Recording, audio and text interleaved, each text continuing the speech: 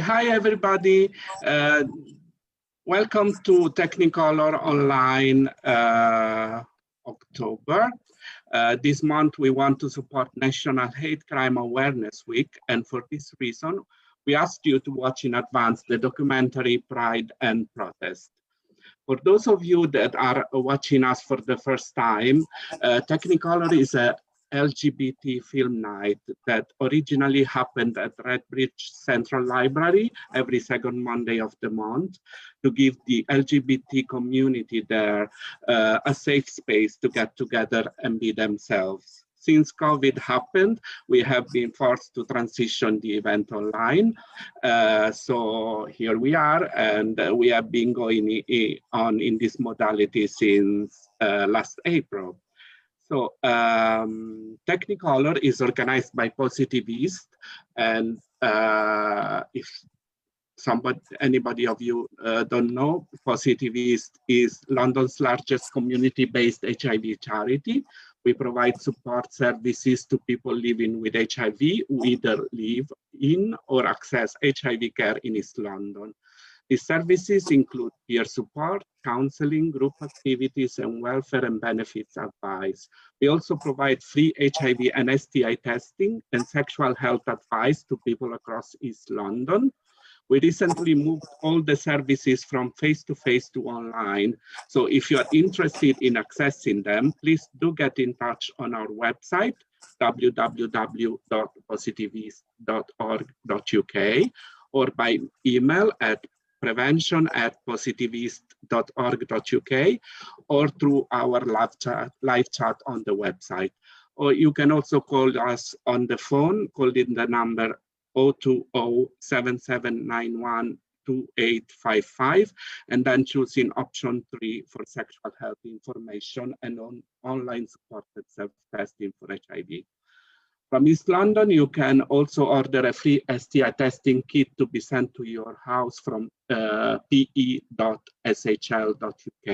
and we will be happy to help coaching you through your SHL testing kit too. You can also order free condoms from freedoms-shop.com to be delivered anonymously to your house.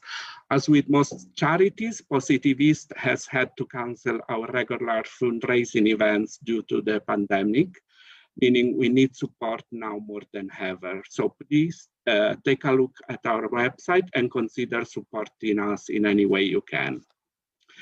So as I was saying, this month's film is Pride and Protest. Pride and Protest is a documentary about QTIPOC communities and activists in Britain today, and struggles surrounding the politics of desire, self-care, and found family. In the wake of the Birmingham protests against LGBTIQ plus relationship education in primary schools, director Blaise Singh follows various queer people of color as they challenge homophobia and racism in their communities. They speak out against internalized shame and lack of representation, and we follow them trying to figure out their place in the world in the build-up to the UK Black Pride. So here I am, I'm Massimo Nardi. As you already know, I'm HIV prevention and testing coordinator at Positivist. And tonight we are discussing the film with 3 wonderful guests. First of all, Blaise Singh, who is the director of the documentary and the founder of Make a Difference Entertainment, MADE, as you can see from the t-shirt. And this is a charity dedicated to producing film, video, and TV productions that promote equality and diversity. He is also a project manager and producer for Rainbowfilms, which is a documentary filmmaking project for queer people of color. Blaise Singh is a social entrepreneur, filmmaker, and charity project manager who works with BAME/LGBTQ plus and young people from deprived areas in London to develop skills and experience to increase their career readiness and provide them with a safe space and platform to make their choices, their voices heard. So, hi, Blaise. Next, Hi. hi. Next we have Vaneet Mehta, which is an Indian bisexual man born and raised in Southall, West London. He works as a software engineer, but in his spare time, he works within the LGBTQ+ community. He volunteers for Rainbowfilms and Middlesex Pride and co-founded the Ambassadors bisexual YouTube channel. He is also an avid writer, having been featured in GMFA, Metro UK, Unicorn Magazine, and the Bible, Volume 2, a bisexual anthology. He created the hashtag Bisexual Men Exist and is currently writing a book on bisexual men. Hi, Vaneet. And last but not least, Ferhan Khan is an LGBTQIA+ activist specializing in queer, Muslim, and non-binary visibility and tackling racial and gender inequality. He works in the field of transportation planning with a keen interest in making walking and cycling safer and more appealing. He's also a climate change and environmental activist that brings attention to the harmful effects of greenhouse gas emissions from fossil fuel burning. So, hi, Ferhan. Hi. How are you? I'm really well, thank you. Thanks for having me. So, yes, so we are here to have a nice discussion about the film. So, first of all, I would like to, for each of you to tell us a bit more about yourself and your role in the documentary and what are you working at the moment. So let's start from Blaise. Hi everyone, so I am project manager at Make a Difference Entertainment, and in the documentary I was producer / director and editor and cameraman. So I did quite a few things on the documentary, but overall it was a collaborative effort between us and the Rainbowfilms team. So at the moment I'm currently working on a couple of documentary projects. So I've got a project called Black Rainbow, and that's actually featuring Rico, who was in Pride and Protest as well. Rico, we touched on his story very briefly when we did that kissing in public whole kind of challenge or the viral video challenge that we had kind of done and set ourselves. And this particular film, we're focusing on Rico, a trans man who's very active in the Black Lives Matter protests. And also we're featuring a gay soldier who's been leading protests. So there's a lot of themes that we kind of uncover during this documentary. And I'm actually filming tomorrow, and I'm quite glad that we're quite safe when it comes to the new lockdown restrictions. So we're relatively unaffected. So I'm going to be able to be filming that. Also at MADE, we're running a couple of new projects in terms of engaging with our core service users. And one of them is a coaching project. So we're providing them with skills and coaching sessions, 5 coaching sessions over the next 6 months to really get them to build resilience against COVID and for them to come up with goals and also look at how they're going to achieve those goals in the long term. So quite excited about those projects coming up, and of course, still open to more collaborations with the LGBTQ+ community. Oh, that's lovely, very interesting. So, Vaneet, let's talk about you. Hi everyone, so my name is Vaneet Mehta, pronouns he, him. I think you kind of covered up a lot of what I do. So yeah, I work as a software engineer, but then in my spare time I do a lot of writing. Recently my writing was featured on Stonewall for Biovisibility Day. I was also featured in Men's Health about bisexual activism and talking about my story.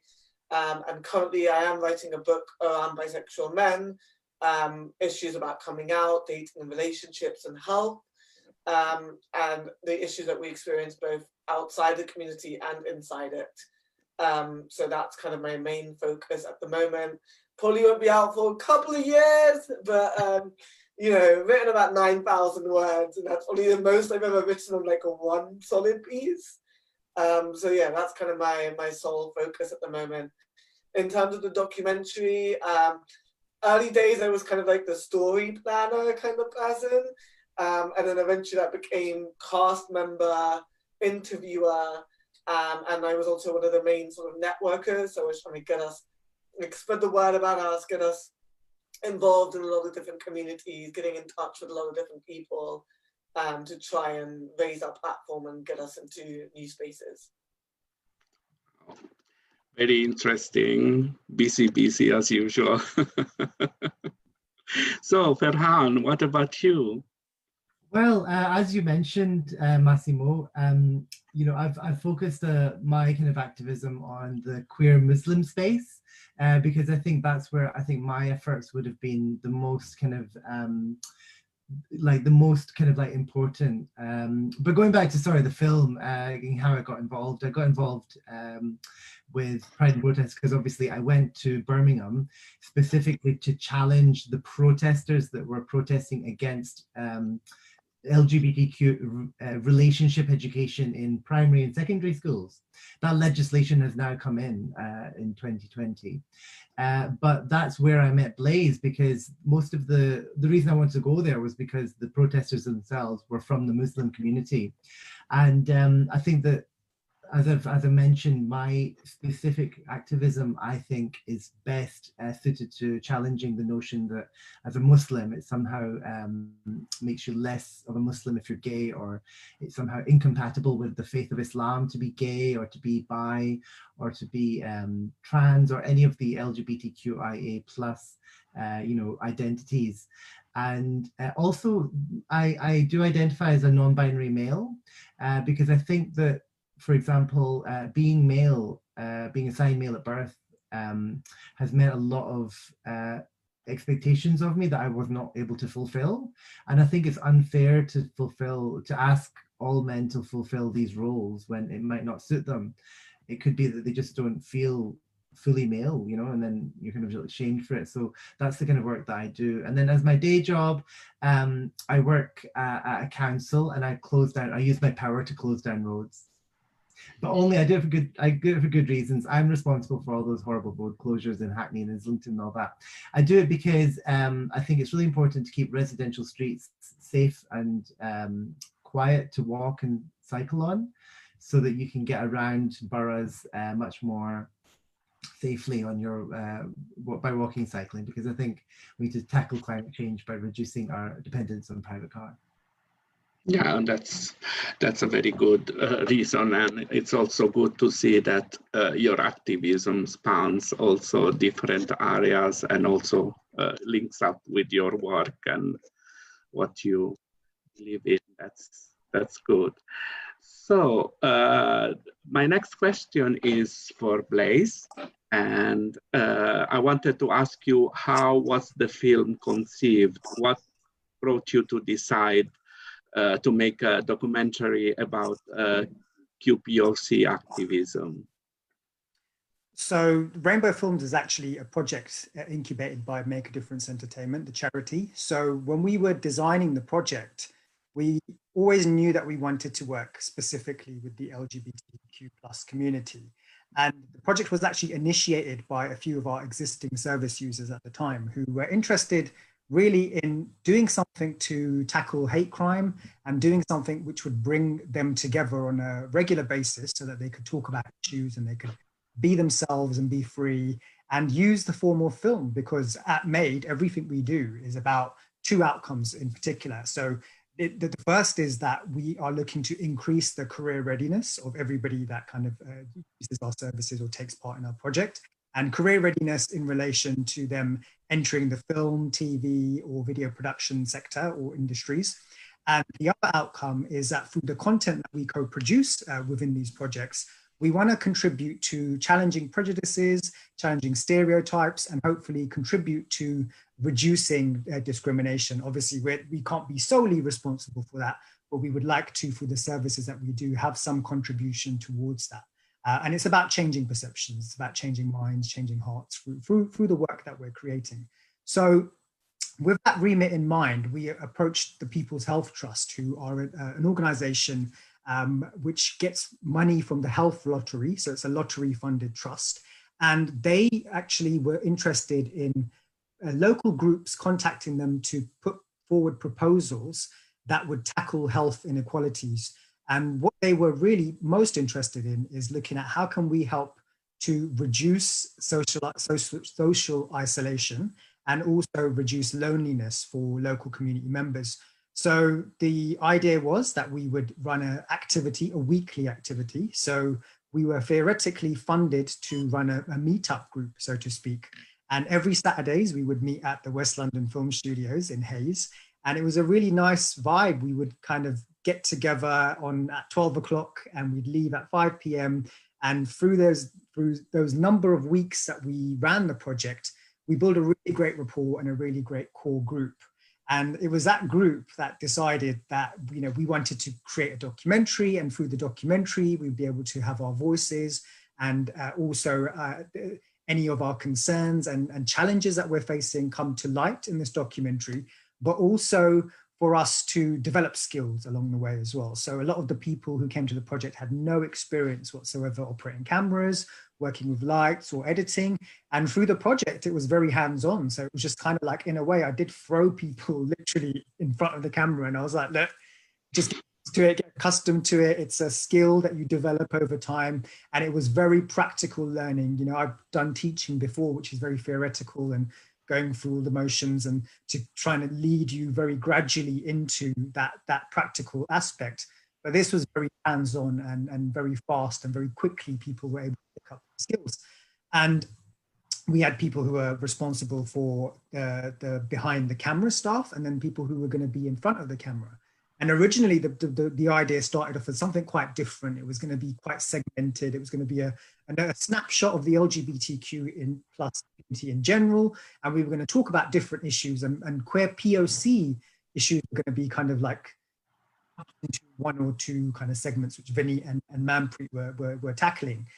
And it just so happened over the number of weeks that the white participants who were in the group just dropped out for whatever reason, personal reasons, whatever it might be. Maybe they just didn't like the discussions or didn't feel part of the group, or whatever it was. I completely understand their reasons for doing so. And instead we decided to recruit more people. And it just so happened that we just attracted a very queer POC, queer trans POC group. And it became Vineet, Manpreet, Ferhan, Rico. These are all the new people who came, who incidentally also became people who were going to show their stories and be in front of the camera as well. So that process lasted for a number of weeks, and the project itself has actually technically finished now.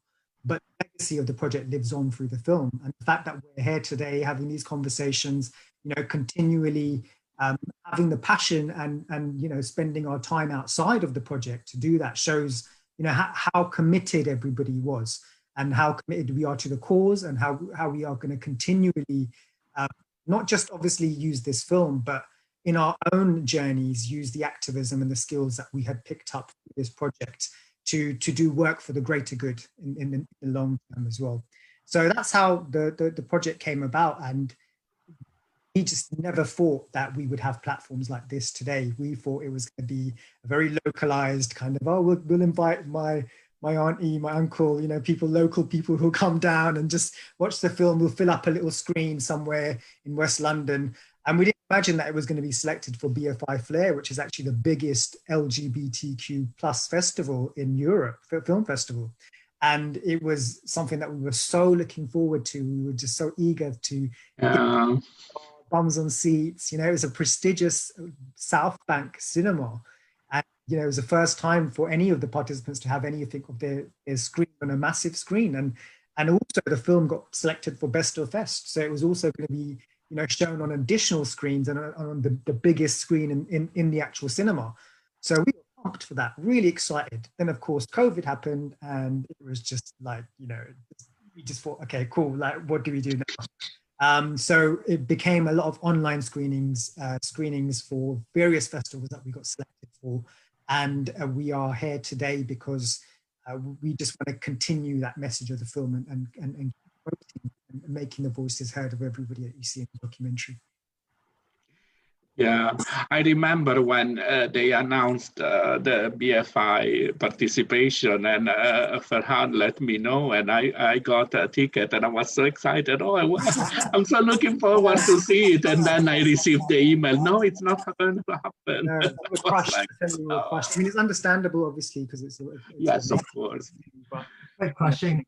But disappointed all the anyway, because even if it was like inevitable, it's like you're waiting for the big event. It was 20 months of blood, sweat, and tears over this passion project, but it lives on through the online screenings, and certainly we've actually been also the group will just be finding out today, but we've been selected for Docs for Sale, which is a massive part of the IDFA, which is in Amsterdam in November, and it's basically going to be put on a database for like thousands of producers, sales agents, distributors, online broadcasters to have a look at and decide if they want to buy it, basically. So that's a real good look for us, because any money that comes in from the project will just put back into doing more documentaries, more content, and more, you know, real outcome-based projects. Yeah, that's very good news. I hope it goes well. Thank you. So my next question is for Ferhan. So at the beginning of the documentary, we hear Blaise saying that the people portrayed in the documentary has experienced some form of hate crime in their life in one way or another. And immediately afterwards, we see all the events that happened to you at the Birmingham No Outsiders protest, and then at Birmingham Pride, and all the discrimination you experience both from inside and outside the South Asian Muslim community. So my question for you is, from the point of view of somebody who experienced all these different kind of discriminations, what is the impact on somebody's mental health? Yeah, so I think, well, thank you for the question. I think it's, you know, very sensitively asked. I think it's really important to think primarily about how this kind of behavior from people does affect a person's mental health. Because when someone from a marginalized community experiences a hate crime or a hateful words, you know, it doesn't even have to be physical, it can be verbal, it can be, you can just be made to feel less, you can be made to feel diminished because of the hatred that unfortunately pervades a lot of people's minds in the society that we live in, very unfortunately. So I think that, yeah, mental health is probably the first thing we should always think about. How does the mental health of the person that's being subjected to a hate crime get impacted? And my response would be, well, I know that I've experienced a great many hate crimes throughout my life, because I've never really been that masculine. I don't know, like now I feel like I kind of am a bit masculine right now, but I've always had some kind of flamboyance. I've always had some kind of campness to me.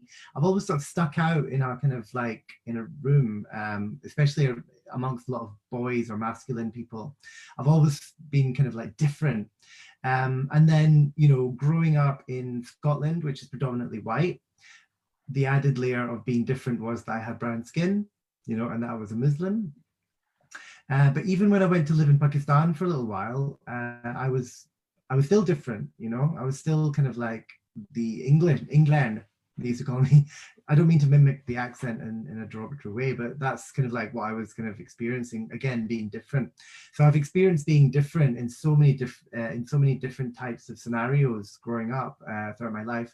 And what I can say is that when you are different, you're made a target. It's easier to make you a target for bullying, for harassment, by people that don't feel good about themselves and that want to make themselves feel better by bullying someone they perceive to be weaker. So I'm always sort of perceived to be weaker than I am. But over the years, I've learned that I'm actually quite strong. And that's probably why I went along to Birmingham, and I went and inserted myself into this you know, this is like water, this bath of homophobes, thinking, do you know what, I've dealt with enough, I'm old enough, I'm ugly enough to like deal with these people, so I'll just insert myself into their protest, and I'll speak to them, and I'll actually be really calm, because the thing that they don't like is when you're calm, because their main charge will be against you, will be that you're angry or you're upset or you're unhinged or whatever. So if you go to that kind of environment and you remain perfectly calm and you just say, why do you hate gay people? And ask in a really kind of like calm manner, it throws them off. And that's why a lot of them were calling me names. You know, you heard in the film, I was being called Begered. I would be called Be Haya. And these are, Be just means, these words mean shameless or without modesty, on all these charges that they were leveling against me for daring to question their protest. So for me, I would consider myself quite a strong and resilient person after the experiences I've had. But there have been a lot of moments where my mental health was not really that positive. And actually, after the Birmingham Pride incident, which you saw on the film, my mental health plummeted. But I must say, can I just say, it's a cycle, because when I went to the big protest in Birmingham, the No Outsiders protest, because of all the hatred I was getting from the Muslim community, my mental health was already quite low. And then Birmingham Pride was the next day. So when I was at Birmingham Pride and I got let in, I got let in for free, but I didn't have a ticket. They didn't give me a ticket. My mental health wasn't very good that day. So when the security guards kind of like questioned me and made me feel like I wasn't welcome there, I didn't have the mental health resources to really kind of react calmly in that situation. I just didn't have the wherewithal, the mental wherewithal, to be able to just go, oh, okay, well, yeah, I don't have a ticket, I'll just leave calmly. I just kind of felt very put upon, and I felt very upset. So this is the thing, you need to be able to have the opportunity to go away and recharge your mental health. It's like a battery. You need to be given space, time, a charging point, like to sort of like recharge your mental health so that you can go on and be resilient in future. And just because you're resilient, just because your mental health is resilient, it doesn't mean that you can deal with anything. It just means you're slightly better prepared for the next time. And I've been getting stronger and stronger. And I mean, there was a show I was on called Muslims Like Us about 4 years ago. And I decided to come out about some of the bullying that I had experienced on that show very recently in the press. And it's not something I would have done 4 years ago, actually said I was being homophobically bullied in this house, because I just didn't feel, I felt ashamed of being gay, because I've been made to feel ashamed of being gay by my Muslim community. And I was in a house full of Muslims, and I thought, you know, if I dare to come out as being gay, I deserve to be bullied, is kind of how I felt. But this person that bullied me was very recently in a high profile competition, and I decided that I would tell my story in the press and actually challenge this person on their homophobic bullying. Mm-hmm. Yeah, I was impressed in the film of how calm you were on dealing with the No Outsiders protesters, because they were really nasty at some times. And I mean, anybody would have snapped, but you were very calm and on point, replying to their to what they were saying, and that was really very impactful on, at least on me when I was watching the film. So thank you, Ferhan, for your testimony. And next question is for Vanit.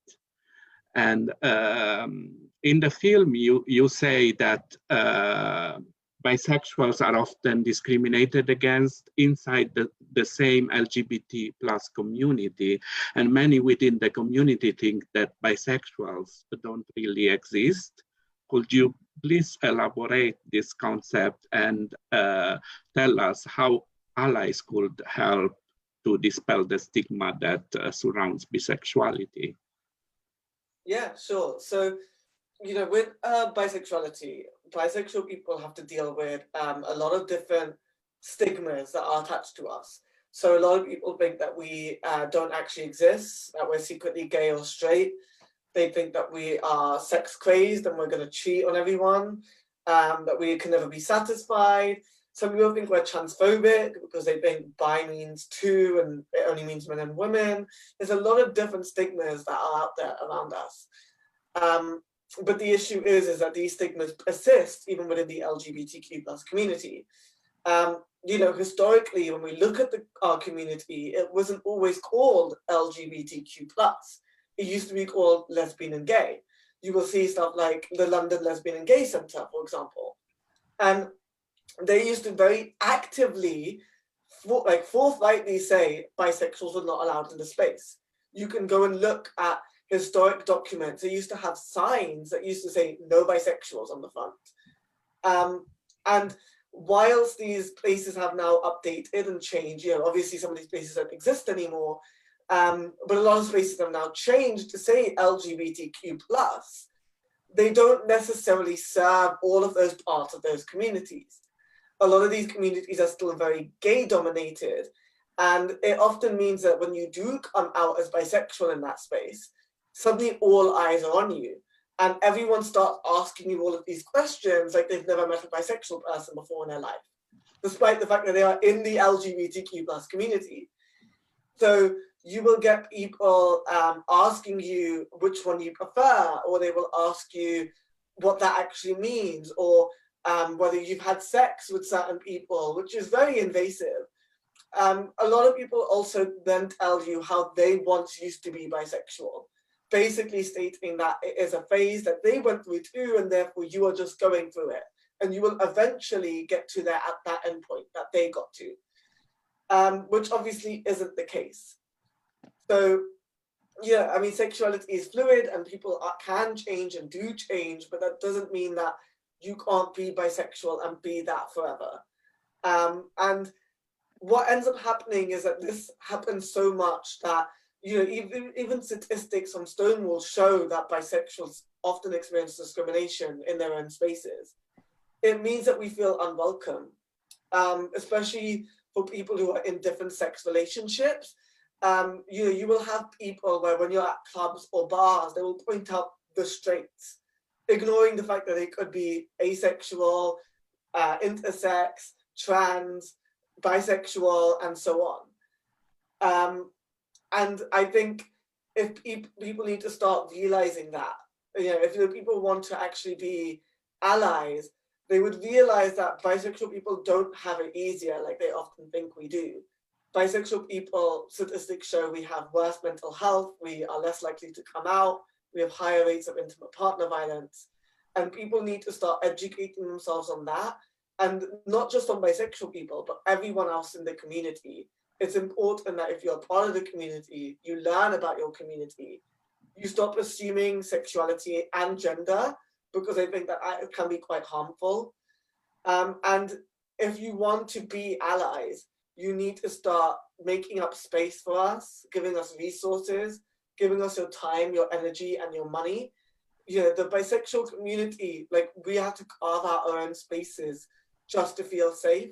But our bisexual communities are so massively underfunded. So giving us that money as well is really important.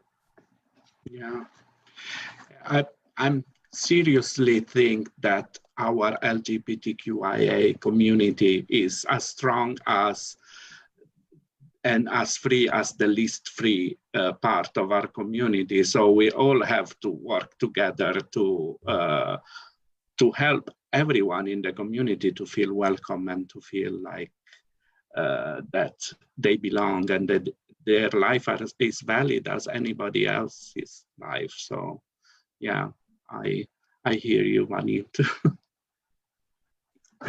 So my last question is for all of you, and it's like in the documentary, most of you repeatedly point out that South Asian LGBT plus individuals are caught in a sort of limbo between your community of origin and the LGBT plus community, and how fundamental it is for you to find your own South Asian LGBT plus family. Many of you also tell us in the film how you experienced some sort of difficulty in finding your own South Asian LGBT family at the beginning. I remember Manpreet, for example, saying that before joining your crew, she didn't even know where to look for a family. So my question is this: if you were to talk to somebody who is at the beginning of the process to find their own family, where would you suggest them to look? Which are the places, both in the real world and online, because we know that at the moment, most of the places in the real world are not accessible. Where can they find their own South Asian LGBT plus family, in your opinion? So apart from Rainbow Films, of course, and Make a Difference, there are a whole host of organizations out there that work with the LGBT South Asian community specifically. So just off the top of my head, there's a Gay Indian Network, or GIN. They can be accessed via Twitter. You can be added to a meetup, to a WhatsApp group and the meetup group that they have. So they run regular organized events, and it's a great place for you to meet other people who are like you, basically, and attend events, you know, gain knowledge, gain insights, but also make friendships. Another one is Sarbat for the Sikh community, and then you've got Imam for the Muslim community.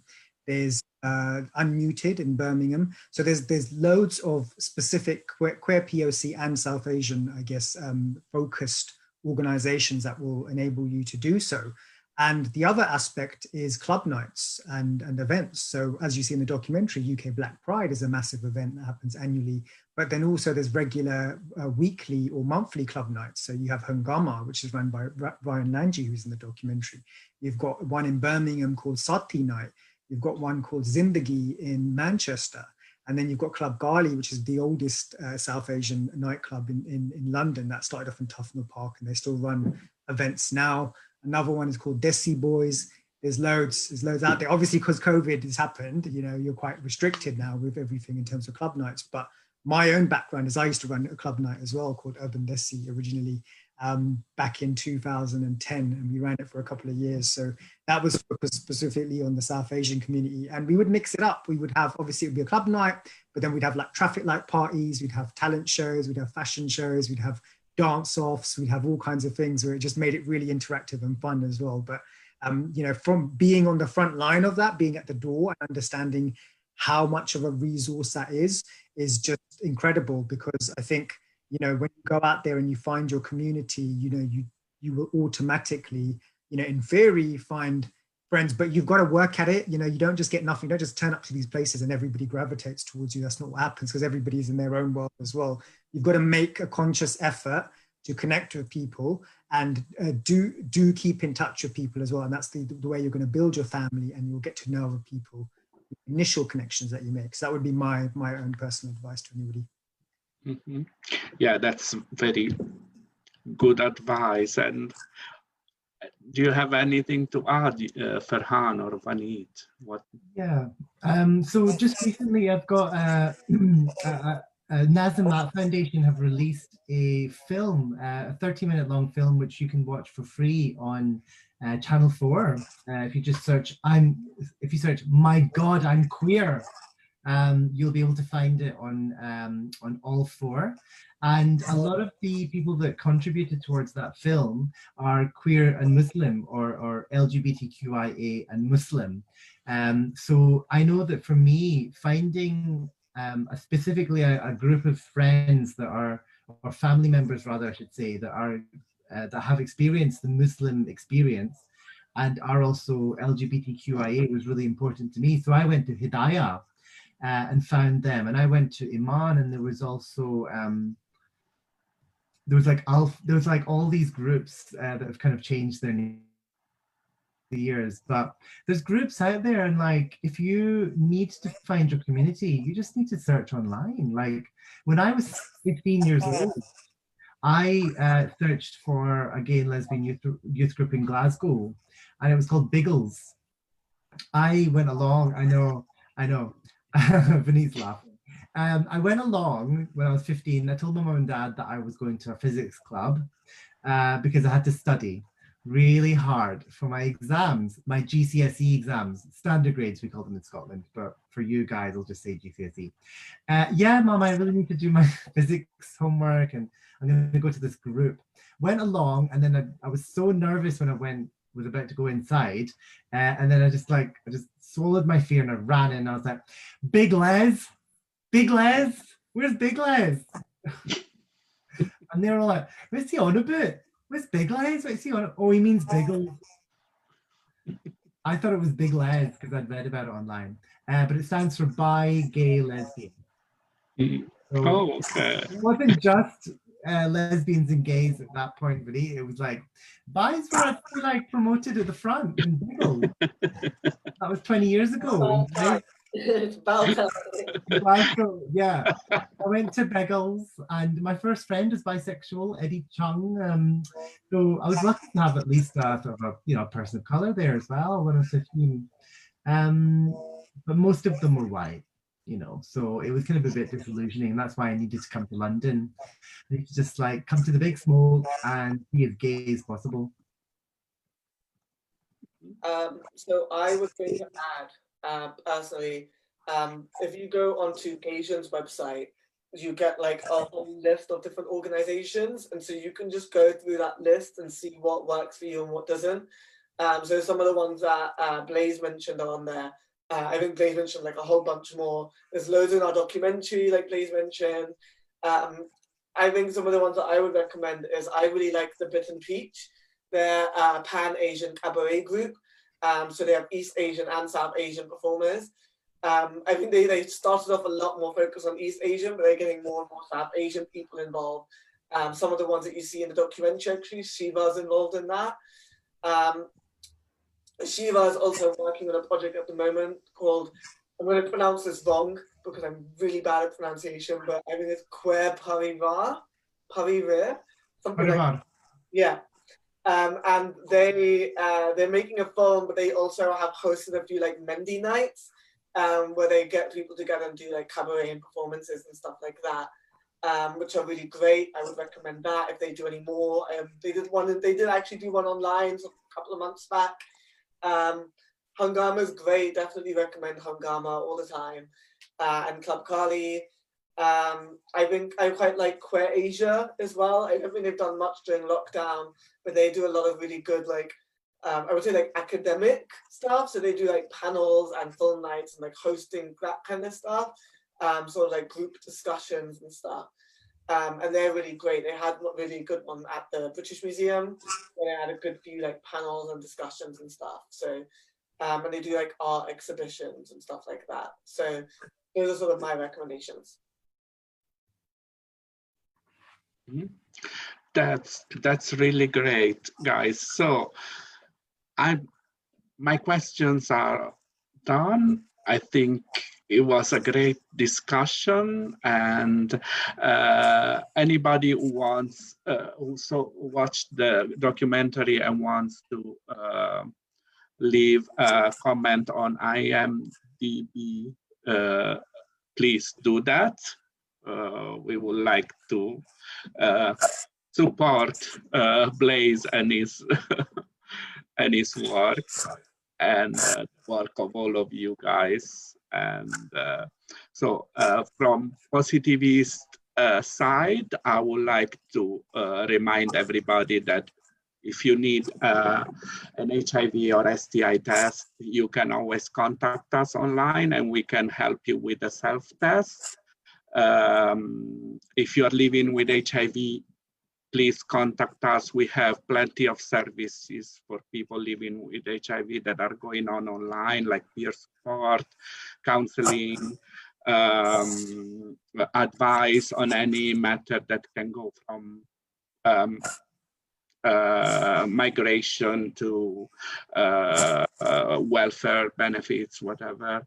And also, please support us, because positivist, as all the charities, has the same problem during these COVID times. We are not able to do the usual fundraising stuff. So we would really appreciate if anything that you can donate would help us keeping up these services that we think are very needed by everybody.